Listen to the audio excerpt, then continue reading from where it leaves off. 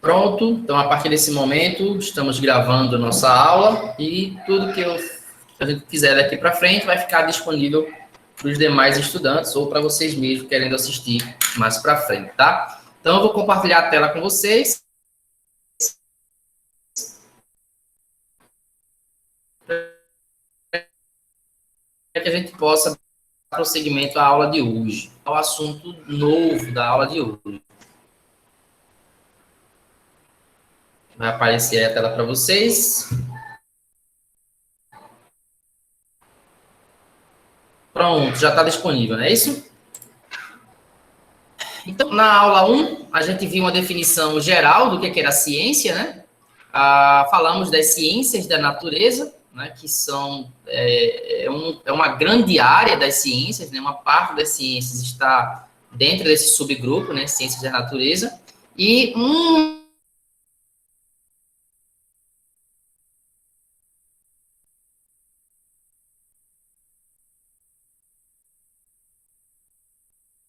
dessas ciências da natureza é a biologia. Esse é o ponto de partida, a definição de biologia é o ponto de partida para a aula de hoje, né? Na aula 2, eu dei esse exemplo lá, né, sobre a questão do anão dentro da marca de Coca-Cola, né, que era a nossa hipótese, absurda, evidente, mas a hipótese para que a gente pudesse entender como que funciona o método científico, né? Isso aí foi a aula número 2, realizada no dia 6 de abril. No dia,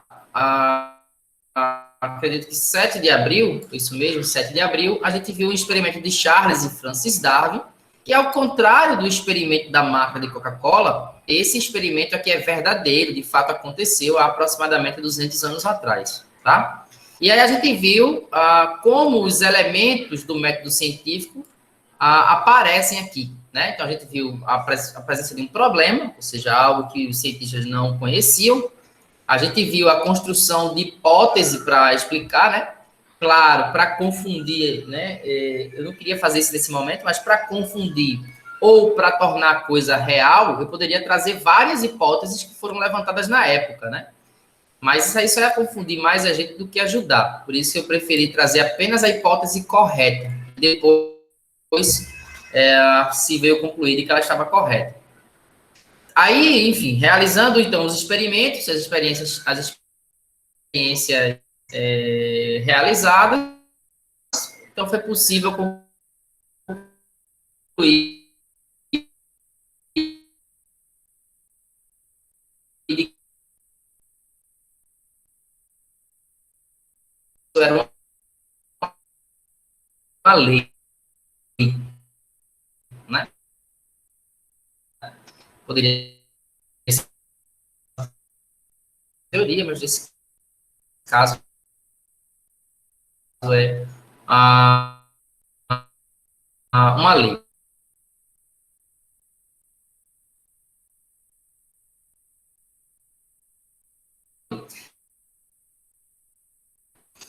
Então, é a década, né, que é confirmar se aquela hipótese está certa ou errada. Às vezes se cria um experimento e aquele experimento não ajuda a provar absolutamente nada, nem se está certo, nem se está errado. Isso também acontece, tá? Por falha nos experimentos, obviamente.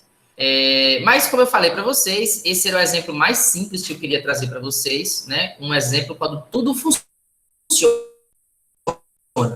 Normalmente, na ciência, as coisas costumam dar muito errado, né? Então, o cara faz um teste, aí dá errado, aí faz uma modificação, aí dá errado, faz outra modificação, aí alguma coisa já dá certo, mas não é totalmente. E assim a ciência vai aos passos, né? Um a um, evoluindo, até o ponto que a experiência dá certo, os caras conseguem concluir o que eles queriam, e aí conseguem construir uma teoria ou lei, né? Então, a gente ainda está muito verdinho, né? A gente ainda está muito no começo do processo, mas mais para frente, daqui a algumas 3 aulas mais ou menos, 2, 3 aulas, a gente vai ver como isso funciona na prática, né? Pelo menos em síntese, de maneira simplificada, mas a gente vai ver como funciona na prática. Então, com muitas hipóteses, pessoas que discordam uma da outra, cientistas que duvidam um do outro, né? Fazendo uma concorrência de hipóteses. Então, um lança uma hipótese, um outro lança uma outra hipótese, e aí eles vão fazendo os seus experimentos, né, que vão ajudar a validar suas ideias, mas que não necessariamente condiz com a realidade, né? Só que aí o tempo, né, vai mostrar qual é a experiência correta, quais eram as teorias que estavam corretas, e aí, de fato, a ciência vai caminhando, tá certo? A absurda maior parte das coisas que vocês aprendem na escola já é a teoria ou a lei já consolidada, ou seja, quando já se há certeza sobre aquelas ideias, né? Mas até o conhecimento chegar, vários grupos de cientistas, cada um acreditando em uma coisa, fazendo experiências, né, das mais diversas possíveis, que defendam os seus pontos de vista, muitas vezes, e chegando a conclusões que vão competir entre si. E aí, a própria comunidade científica vai decidir qual ou quais, né, daquelas ideias estão corretas e quais estão erradas. Então, a gente vai ter a oportunidade de ver isso na prática daqui a algumas aulas, tá? Então, por fim, a aula de hoje, finalmente, a gente vai começar aí a falar, né? Então, eu vou copiar aqui, tá certo? A biologia, vamos copiar aqui a definição de biologia, foi o que eu fiz na aula na escola, né? Então, a definição de biologia absolutamente não mudou, ela é exatamente a mesma, né? A biologia é a área das ciências da natureza que vai estudar os seres vivos e o meio ambiente. E aí, por que eu recoloquei, né? Eu lembro que muita gente perguntou, professor, o senhor está repetindo aí o que o senhor escreveu na aula passada? Eu disse, olha, a ideia não é bem repetir, a ideia é trazer a gente para a reflexão, né? Se a biologia é a área da ciência que estudam os seres vivos, né? Não só os seres vivos, mas o ambiente em que eles vivem, cabe uma pergunta aqui, né? Qual é a definição de seres vivos, né? Se eu tivesse que dizer o que são seres vivos, como que eu faria isso, né? Como é que eu diria? Olha, ser vivo é tudo aquilo que faz isso daqui. E lá na nossa aula presencial, o que foi que eu trouxe como a definição? Essa definição ela varia, se você procurar nos livros, você vai ver as mais variadas definições possíveis, tá? Mas a definição que eu achei aqui mais ou menos correta, né? Mais correta, talvez, do que muitos livros aí colocam para a gente, foi dizer o seguinte, olha, um ser vivo ele é sempre um conjunto de substâncias, né? Então, vou colocar aqui, né? Seres vivos é um conjunto, né? Vou botar aqui a definição de ser vivo, né? Para o singular, para a gente não ficar esquisito aqui a forma da gente colocar. Então, deixa eu colocar para cá. E é 880. Ou vai muito ou vai pouco. Bom, vamos lá. Então, ser vivo é um conjunto de substâncias químicas capazes de auto-organização, né? Capazes de auto-organização,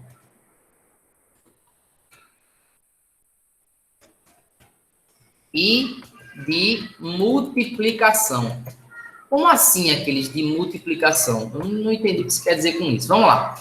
Então, tudo é feito de substâncias químicas, certo? Tudo ao nosso redor é feito de substâncias químicas. A exceção é as diversas formas de energia. Então, a luz, por exemplo, não é feita de substâncias químicas. O calor que a gente vê saindo de um corpo para o outro não é feito de substâncias químicas. A eletricidade que passa pelos fios não é feita de substâncias químicas, tá certo? Então, tudo isso são formas de energia. Então, aquilo que não é energia, automaticamente é feito por substâncias químicas. Algumas mais simples, outras mais complexas. Então, por exemplo, os metais que a gente utiliza no nosso dia a dia, o ferro, o cobre, prata, ouro, enfim, a infinidade de metais que a gente utiliza no nosso dia a dia são substâncias das mais simples possíveis, né? São as mais simples possíveis. E as substâncias que constituem os organismos vivos, né? As nossas células, dos seres humanos, dos animais de maneira geral, das plantas, das bactérias, elas são formadas por substâncias que são de uma alta complexidade. E não só são complexas, mas como elas se organizam e interagem umas com as outras de maneira ainda mais complexa, tá certo? Então, é preciso ter isso em mente. Tudo ao nosso redor, que não for energia, é feito de substâncias químicas, né?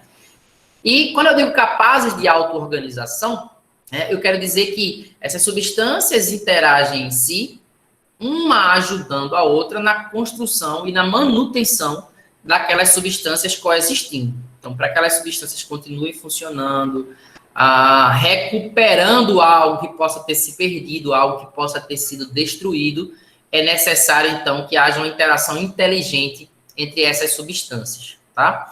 E multiplicação significa dizer que aquelas substâncias sozinhas são capazes de produzir, de fabricar substâncias iguais a elas, justamente para gerar uma quantidade maior de indivíduos, né? Então, imagina que eu tenho uma célula, né? A gente já vai para uma definição geral do que é essa célula.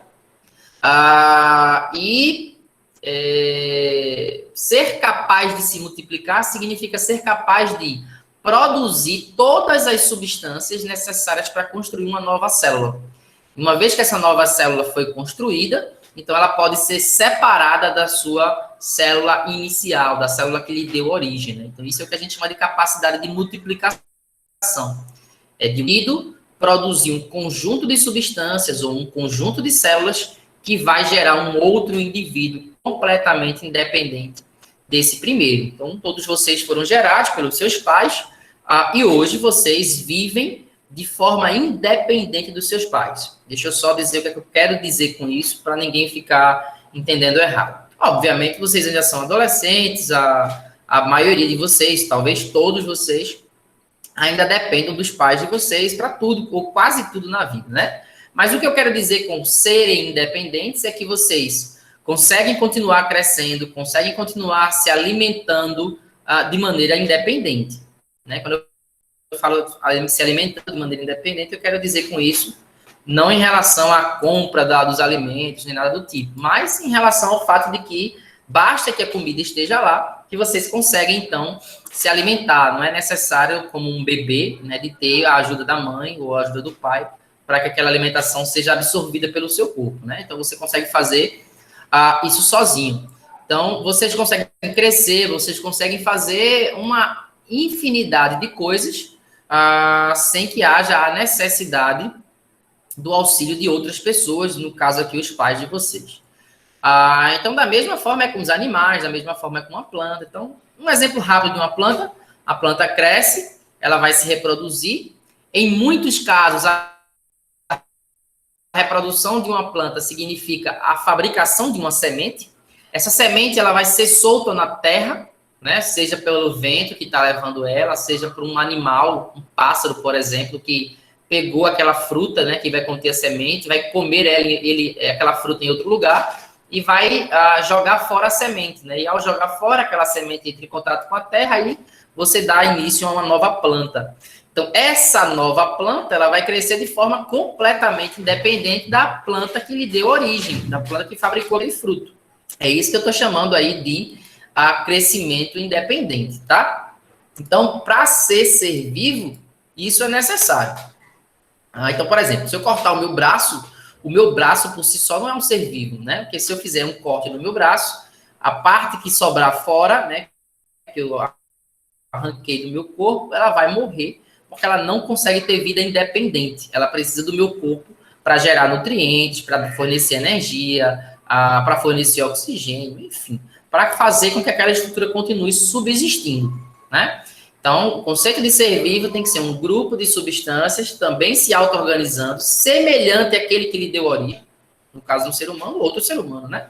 E capaz de sobreviver, de conseguir seguir a sua vida de forma independente, tá certo? Então, essa é a definição aí geral de ser vivo, tá certo? E aí, já que a gente está falando de substâncias químicas, a gente precisa falar da composição química dos seres vivos, né? O que é que todo ser vivo tem que ter, né? O que é que a gente observa na Terra, no planeta Terra, que está presente em todos os seres vivos, tá? Essas substâncias, elas podem variar mais ou menos entre um ser vivo e outro, né? Então, por exemplo, se a gente estiver falando de bactérias, o conjunto de elementos químicos que compõem essa bactéria vai ser talvez um pouco diferente do que compõe as plantas, né? Mas, de maneira geral, existe um grupo de substâncias químicas que formam os seres vivos, né? Praticamente todos os seres vivos na Terra, né? E que conjunto de substâncias são essas, né? Então, vamos colocar aqui. Então, via de regra, né? Os elementos que compõem a maior parte dos seres vivos são carbono, então o elemento carbono, representado aí pela letra C, tá? Deixar aí um espaçozinho para ele não formar um símbolo. Então, carbono, que a gente vai representar pela letra C. Tem também o hidrogênio, é um elemento extremamente comum na composição de todos os seres vivos, né? Então, praticamente todos os seres vivos precisam ter hidrogênio na sua estrutura.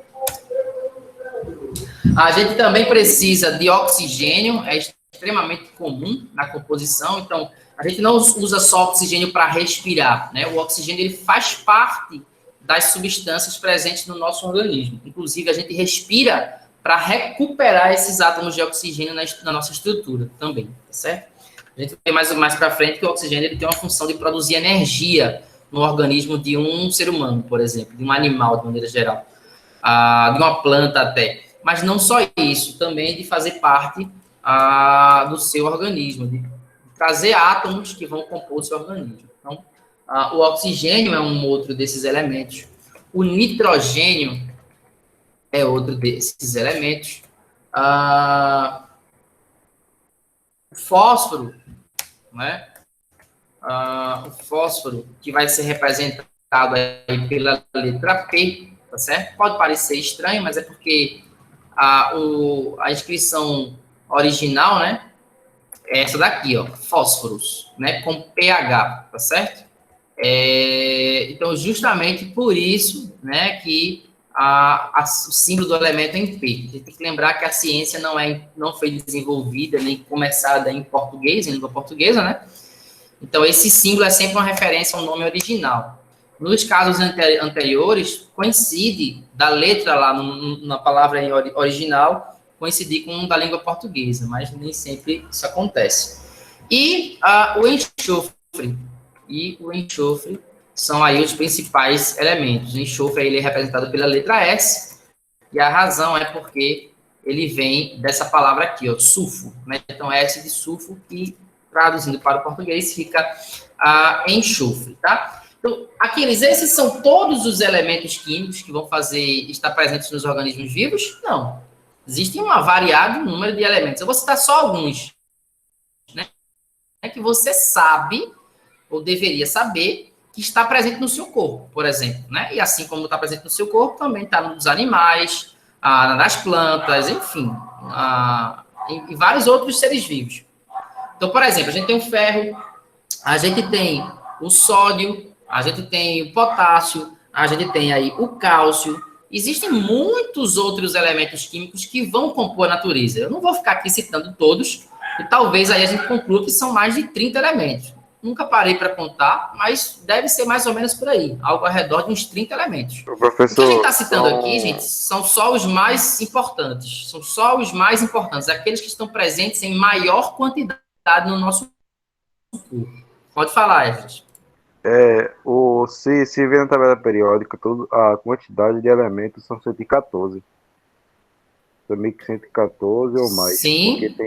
Porque tem uns que são fabricados, criados pelo ser humano, e outros que são naturais. Sim, naturalmente. Mas o fato de existir... Até agora você tem 114.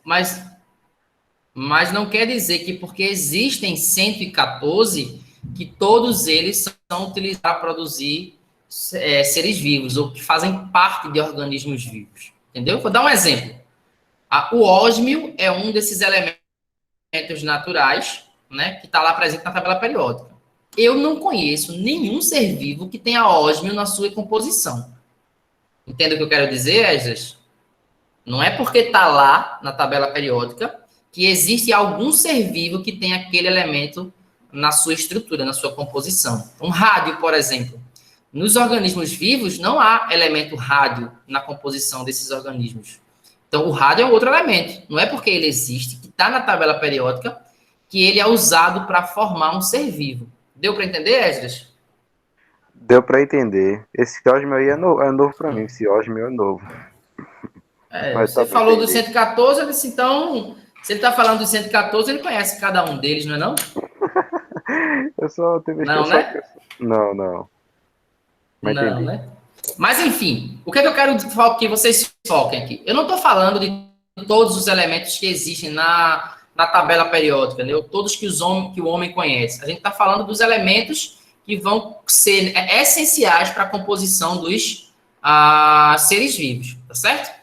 Então, esses elementos aí, eles são iguais às letras. Quantas letras tem no alfabeto da língua portuguesa? Vocês lembram aí? Na aula presencial eu cheguei a falar isso, né? Vocês lembram quantas letras tem? Alguém lembra? Quem lembrar pode botar lá na mensagem, letras. Lá no chat, né? 23 letras. Quantas? 23. Na língua... Isso, veja. Pedro e Camila, os dois estão certos, né? Tawane também.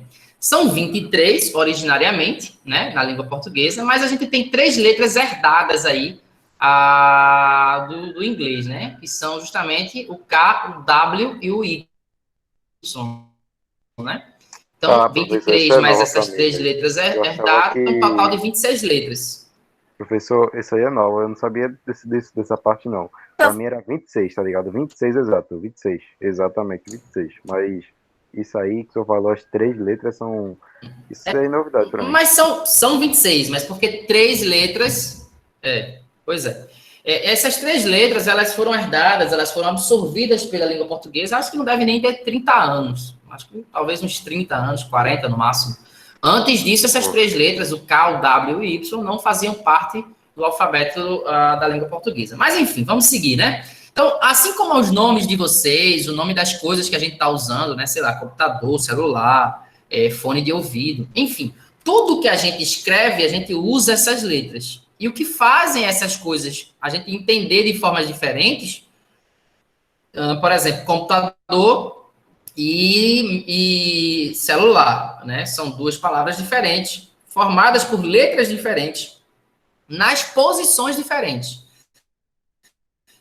Então, a gente entende computador e celular como sendo coisas diferentes porque a organização das letras muda. E as letras que a gente está organizando mudam, tá? Então, as substâncias químicas, elas são formadas por esses elementos, do uso de cada um. E a forma como eu coloco eles, a organização deles, vai gerar substâncias químicas diferentes. Deixa eu dar um exemplo com uma palavra, tá? Então, essa palavra, por exemplo, aí, a palavra amor, né?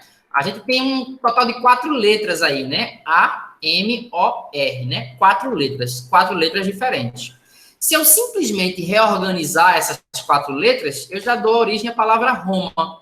Veja que eu usei o A, que eu usei o M, o O e o R, né? Basicamente, o que eu fiz foi escrever a palavra de trás para frente, literalmente, né? Vai ter situações em que a gente não vai escrever de trás para frente, mas a gente vai reembaralhar essas letras e vai dar origem a uma nova palavra. O que é que eu quero dizer com isso? As substâncias químicas, elas também são formadas pelos elementos, né? Inclusive esses que eu coloquei aí acima são os principais, né? Carbono, hidrogênio, oxigênio, nitrogênio. E de acordo com como você combina eles, de acordo com a quantidade deles que você usa, você vai dando origem a substâncias diferentes. E aí a gente precisa ter em mente quais são essas substâncias químicas que mais importam para a gente. Tá? Então, ó, substâncias químicas.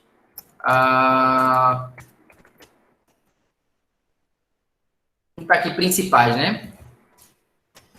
Principais substâncias químicas para os seres vivos, né? Porque existem várias outras substâncias químicas, mas a gente está falando aqui das substâncias químicas que constituem os seres vivos.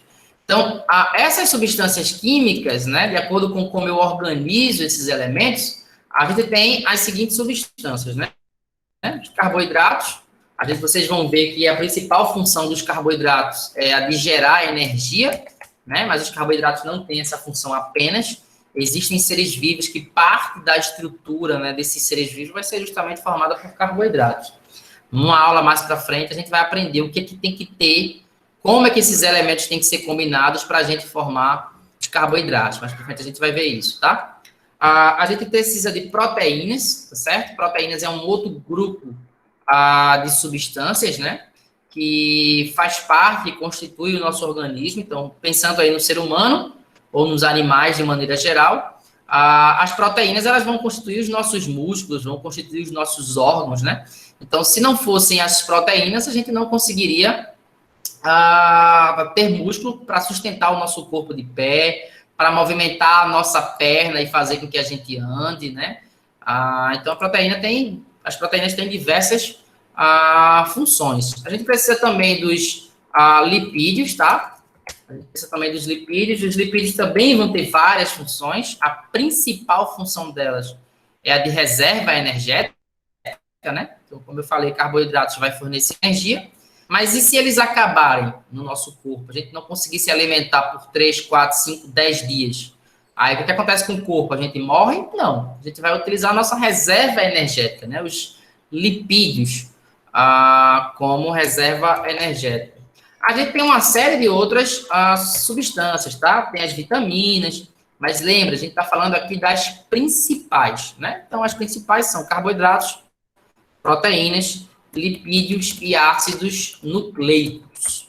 Vocês já ouviram falar de todas essas substâncias? Carboidratos, proteínas, Sim, o ácido nucleico está no DNA e RNA.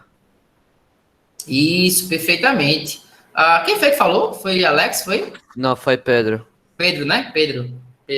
Muito bem, Pedro, muito bem. Então, no DNA, que é uma estrutura essencial à existência da vida, né? Não há vida sem DNA, né? A não ser para quem esteja considerando aí um vírus como um ser vivo, né? Como eu acho que eu comentei em sala de aula com vocês, não há um consenso entre os cientistas, né? Há um grupo de cientistas que entendem vírus como sendo ser vivo, né?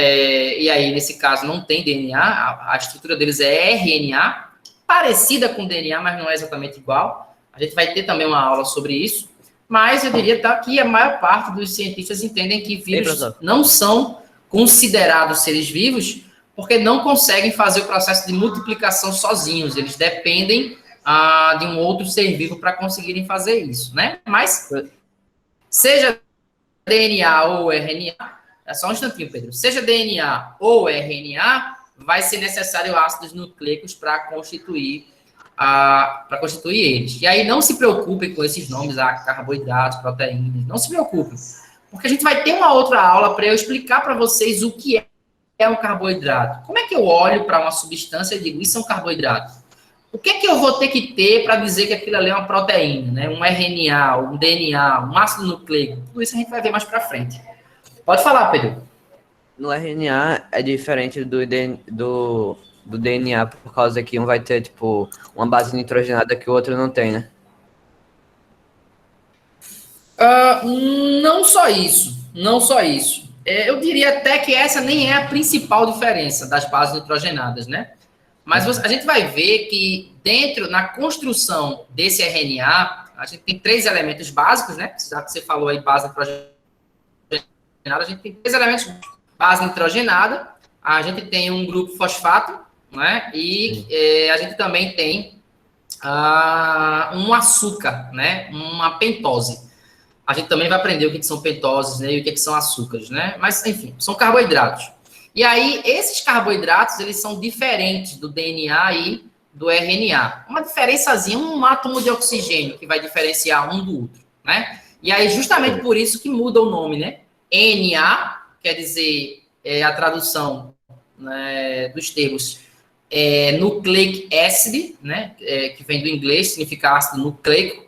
E o R e o D é o que faz a diferença de um para o outro, né? Enquanto que o R faz uma referência ao carboidrato ribose, no D a gente faz uma referência ao desoxirribose, né? Que é um outro carboidrato um pouco diferente. Então, tem essas duas diferenças, né? Eu posso ter um RNA todinho composto, é difícil, eu diria quase impossível, mas eu posso ter um RNA todinho que é feito só por bases nitrogenadas, Pedro, que está presente no DNA. E aí, se forem todas iguais, as bases nitrogenadas presentes no DNA, você olhando não vai conseguir diferenciá-lo. A não ser que você olhe para o carboidrato, para a pentose que o constitui. Aí você vai ver que a do RNA é diferente do DNA. Por isso que a gente diz que essa é a principal diferença um do outro. Beleza, certo? Valeu. Então, enquanto que no RNA a gente tem o ácido ribonucleico, né? Ácido ribo R nucleico N, né? Por isso aí a sigla é RNA, a sigla é do termo original em inglês. E a gente tem o ácido desoxirribonucleico, né? Então, ácido desoxi-D e nucleico N, né? Então, DNA. Então, a gente pode ter esses dois. Mas não vamos entrar em mais detalhes, a gente vai, numa próxima aula, mais à frente, a gente vai se debruçar melhor sobre a diferença entre cada um. Então, esses são os principais componentes. Carboidratos, que vão gerar energia. As proteínas vão ser os principais constituintes. A gente diz que as proteínas são os construtores, né, dos músculos, dos órgãos. A gente tem os lipídios, né, que entre as variadas funções, os lipídios, eles vão servir como fonte de energia, né, reserva de energia, para ser mais exato, para um momento em que o nosso corpo precise, para outras coisas também, mas principalmente para isso. E o ácido nucleico, ou os ácidos nucleicos, eles vão constituir o cérebro das nossas células, né? Então, tudo que o seu corpo quer fazer, de forma direta ou indireta, o seu cérebro dá um comando, vai lá e manda ele fazer, né? Na célula, o cérebro que comanda isso são justamente a estrutura formada pelos ácidos nucleicos, mais precisamente o DNA e o RNA. Então, são só essas substâncias químicas que existem nos seres vivos? Não. A gente tem vitaminas, a gente tem os sais minerais, a gente vai ter outras substâncias, tá? Mas os 4 principais grupos são esses aí. Carboidratos, proteínas, lipídios e ácidos nucleicos. Deixa eu tirar essa vírgula aqui e colocar um... Professor... Pode falar. O cérebro, ele comanda as células, é isso? As células, elas não agem por si só?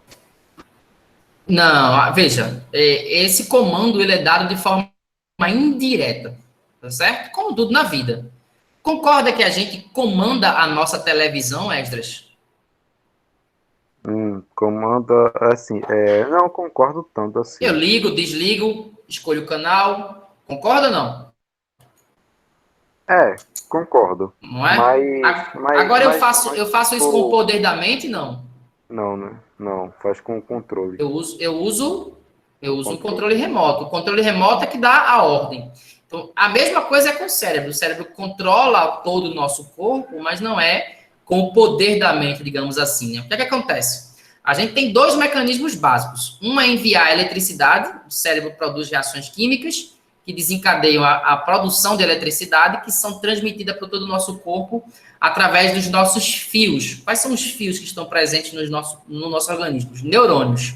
Então, os neurônios são tipos de células específicos que vão ser responsáveis por conduzir eletricidade, que vai levar a informação do cérebro à ponta do dedo, né?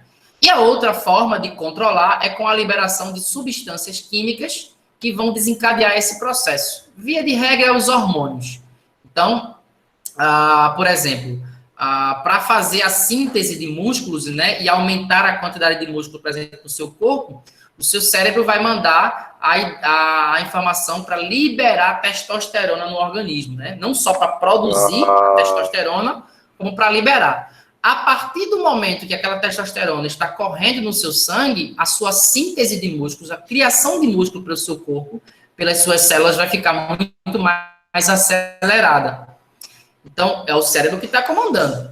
Mas esse comando não é pelo poder da mente, digamos assim, né? Mas através de alguma coisa que o cérebro vai fazer, faz. Não, eu sei que você não falou, Esdras. Eu que estou falando isso.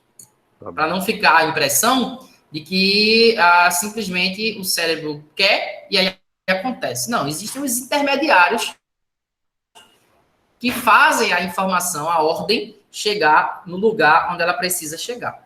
Entendeu? Entendi, mas é porque a minha dúvida geral mesmo era, tipo, sobre 10 células. Não tem quando a gente corta, ou quando as células, elas fabricam o nosso crescimento, faz nosso crescimento. Então, eu queria saber se é o cérebro que comanda as células se regenerar, se Sim, juntar, ou faz a sim, gente crescer. sim. Tanto para crescer como o processo de regeneração, quem está comandando de forma indireta, ou seja, não é ele que está fazendo propriamente dito, mas é ele que está dando essa ordem, é o cérebro. Isso explica por que algumas pessoas crescem mais e outras crescem menos, né? Por causa do DNA que a gente tem, né? Então, o cérebro vai passar a dizer, olha, tem que continuar crescendo, tem que continuar crescendo, tem que continuar crescendo, e a pessoa continua crescendo. Enquanto que outras pessoas, o cérebro vai dar essa ordem por menos tempo. Olha, tem que continuar crescendo, tá bom. Então, qual é a consequência? A pessoa não vai crescer tanto porque o cérebro pausou essa ordem. Claro, o cérebro não dá essas ordens do nada. O cérebro ele é um mediador entre pelo menos duas coisas. O DNA, né? Porque o DNA é quem vai dizer, olha, eu quero que o corpo seja com essas características, né? E é um mediador também a intenção do DNA e aquilo que tem disponível. Então, se você tem um DNA de pais que são muito altos, não quer dizer que você necessariamente vai ser muito alto. Por exemplo, o seu organismo pode ser privado dos nutrientes necessários para que você cresça. Aí o que o cérebro vai tentar fazer? Ele não vai dar a ordem, olha, cresça, cresça, cresça, cresça, porque o DNA quer que cresça. Se não há alimento na quantidade e do tipo certo, ele vai dizer, olha, tá faltando nutrientes aí, então se tá faltando nutrientes, a gente vai poupar esses nutrientes para manter a pessoa viva, ao invés de fazê-la crescer como quer o DNA. Porque se manter vivo é mais importante do que crescer. Né? Então, uma criança que está mal alimentada, que está subnutrida, ela não vai conseguir atingir a altura, não só a altura, mas outras coisas também, né? Mas a altura que seus pais têm, ou que o seu DNA manda que ele tenha, tá? Então, o cérebro é um mediador aí entre a vontade inscrita, né, presente no DNA e aquilo que está disponível para a produção do ser vivo. Tranquilo? Tranquilo. Pronto. Então, a nossa aula de hoje a gente vai parar por aqui. Eu vou interromper aqui a transmissão da tela, tá certo? E se vocês tiverem alguma dúvida, eu acredito que não, porque vocês foram perguntando aí, quem tinha dúvida foram falando ao longo da aula, né? Mas se tiverem alguma dúvida sobre essa aula, a hora de falar é agora. Se não, aí eu encerro aqui a gravação, dou mais alguns comunicados para vocês e a gente encerra a aula por hoje. Alguém Eu tem tenho uma alguma dúvida. dúvida? Pode perguntar, pode perguntar. Sobre, digamos assim, vou pegar um exemplo. O senhor e eu. O DNA do senhor é formado por 6 átomos de carbono, 5 de oxigênio e 6 de hidrogênio. E eu sou formado por 6, não, peraí. O senhor é 6 de carbono, 6 de oxigênio e 6 de hidrogênio.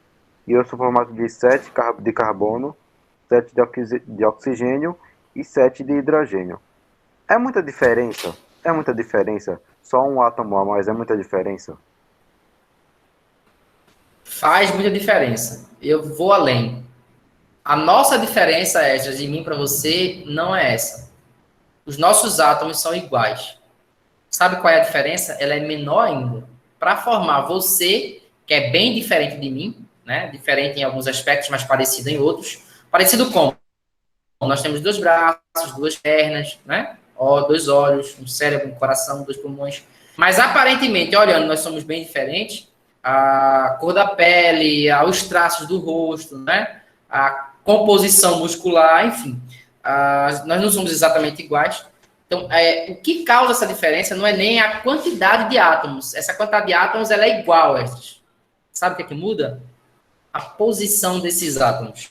É como se eu dissesse assim para você, olha, a senha do meu cartão o crédito é 1, 2, 3, 4. E eu dissesse, Esdras, faça uma senha de cartão de crédito com os mesmos números que eu. 1, 2, 3 e 4. É possível que Esdras tenha uma senha diferente da minha, usando os mesmos números? É. A senha dele pode ser, por exemplo, 4, 3, 2. Eu mudei os números? Não mudei os números. Estou usando exatamente os mesmos. Eu mudei apenas a sequência deles. Então, aquilo que diferencia um ser humano do outro, de regra, Esdras, não é a quantidade de átomos que compõem as substâncias do nosso organismo, mas a sequência deles. Só mudando a sequência, com uma mudança ainda menor, é isso que eu quero que você entenda, né? Se você não é, eu acho que você pensou assim, né? Só um átomo a mais de cada elemento, a diferença é muito pequena, né? Bom, eu queria dizer para você que a diferença é ainda menor, porque a quantidade dos átomos elas são iguais. O que muda mesmo é a sequência com que essas substâncias, com que esses átomos aparecem na composição do organismo. Então, a natureza ela é ainda mais sutil. São pequenos detalhes que fazem com que uma planta seja uma planta e um ser humano seja um ser humano. Os átomos são os mesmos, as quantidades são as mesmas, mas a sequência com que elas são combinadas é que mudam. Isso faz com que eu não seja humano, seja uma planta e vice-versa. Entendeu, de maneira geral, como ainda é mais sutil, como ainda é mais simples a diferença? Entendi. Pronto. Mais alguém tem mais alguma dúvida? Ô, professor, mas é isso aí é tipo a posição dos átomos que diz a nossa aparência? É isso? Sim. A gente vai ver que o meu DNA é igual ao seu, Esdras. Todas as moléculas que estão presentes no meu DNA estão presentes na sua. Por que eu sou diferente de você? Porque a sequência com que essas moléculas apresentam são sequências diferentes. E isso é que dá a diferença. É igual a ideia da senha que eu lhe disse. A minha senha, 1, 2, 3, 4. A sua senha, 4, 3, 2, 1. São os mesmos números? São. Por que a minha senha não funciona no seu cartão? Porque não basta ser os mesmos números. É necessário que tenha a mesma sequência. Entendeu? Tem mais alguém aí que tem alguma dúvida? Professor, Pode falar, Camila. o que é um RNA? E esse é um tema de uma aula um pouco mais para frente. A gente vai ver o que é o RNA e vamos ver o que é DNA e qual é a diferença de um para o outro. Aguarde para as próximas aulas. A gente vai ver em detalhe isso. Tá certo? Tá certo. Pronto. Mais alguém tem alguma dúvida sobre essa aula? A gente viu aqui agora? Ou posso encerrar a gravação? Professor, Pode falar. diferença entre os lipídios e os glicídios. Glicídios é um outro nome para carboidratos. Né? A gente também vai ver isso numa outra aula. Todas essas aulas, veja o tema, vamos olhar o tema dessa aula hoje. Deixa eu voltar lá na apresentação para vocês verem.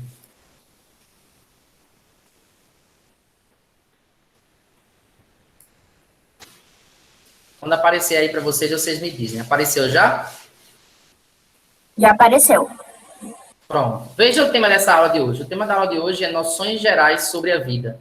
Então, a gente está tendo uma visão panorâmica, né? Então, quando a gente falou aqui principais substâncias, carboidratos, proteínas, glicídios é a mesma coisa que carboidratos, tá certo? É só um outro nome. A gente vai ver isso mais para frente. Proteínas, lipídios, ácidos nucleicos. A gente vai ver nas próximas aulas mais algumas noções gerais, né?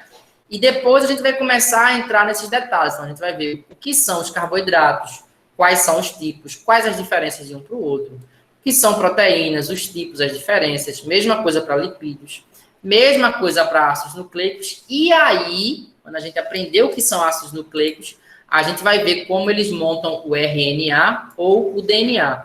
E automaticamente, quando a gente vir o RNA e o DNA, a gente vai aprender qual é a diferença de um para o outro e qual é a função que cada um deles tem no organismo. Aí eu acho que a gente vai poder responder as suas dúvidas de maneira muito mais objetiva. Eu não estou respondendo agora, porque esse é um tema de uma aula um pouco mais para frente. Agora, nas primeiras aulas, a gente está tendo uma visão panorâmica, uma visão geral daquilo que a gente vai estudar. Depois que a gente tiver a visão mais geral, a gente vai começar a entrar em cada tópico e estudar eles de forma mais aprofundada, mais detalhada. Tá certo? Deu para entender aí? Deu pra entender. Pronto. Tenha só um pouquinho mais de paciência que a gente chega lá. Se mais alguém tiver mais alguma dúvida daquilo que a gente falou a respeito da aula de hoje, me avisa. Fala aí para a gente tirar essa dúvida. Se não, eu vou interromper a gravação e dar mais aí um recadinho para vocês antes da gente encerrar a aula. Mais alguém tem alguma dúvida? Além de Esdras e Camila? A dúvida deles vai ficar para as próximas aulas, né? Por causa do que eu já expliquei. Bom, então, se ninguém tem mais errar aqui a gravação, continuem aí aguardando, que eu volto a falar com vocês, tá? Para os que estão assistindo a gravação, até a próxima aula. Tchau, tchau.